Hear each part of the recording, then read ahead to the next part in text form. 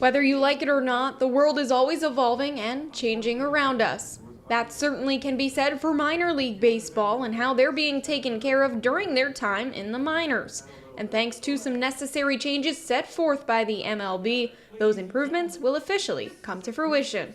Yeah, it's been a great transition, honestly. Initially when you read it, it's like, wow, look at these requirements. We need a bigger locker room and things of that nature. But when you really dig into it, they didn't really care about players' health and nutrition 15, 20 years ago, but now they do. And, the players are sitting in a very small locker room on a stool in and around other people that are showering and changing, trying to eat a healthy, nutritious meal.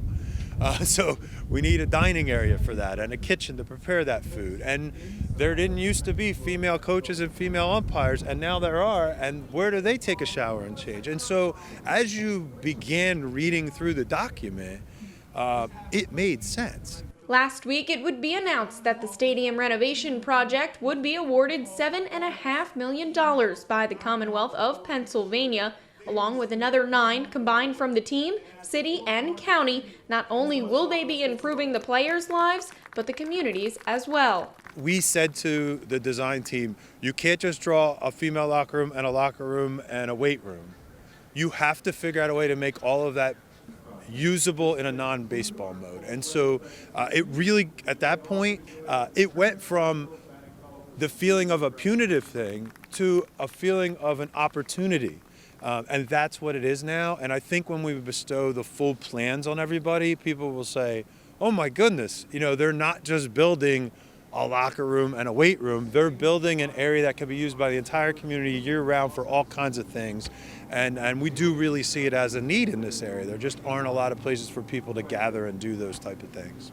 With the threat of the stadium and team moving entirely, it was the effort by elected officials and representatives of the state that were able to band together and fight for the money to be given to this project and for the Phils to remain in Reading.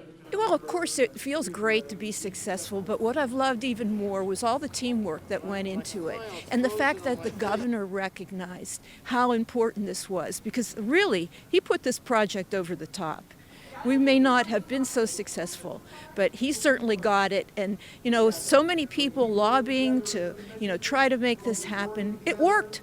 FirstEnergy Stadium is getting some much needed updates, but something very important to the Reading Fightin Phils organization is even through all of those renovations, America's classic ballpark will remain just that. Craig Stein's always been very thoughtful about that. I mean, the building itself, he said, it has to look like it was here first, before us, or at the exact same time.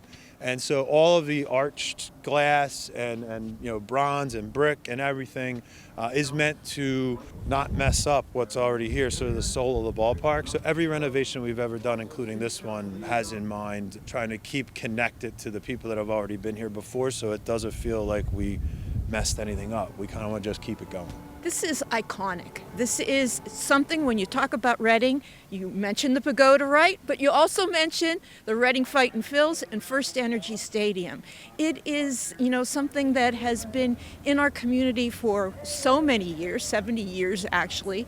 So people have grown up knowing this place, and I hope future generations will grow up with it too.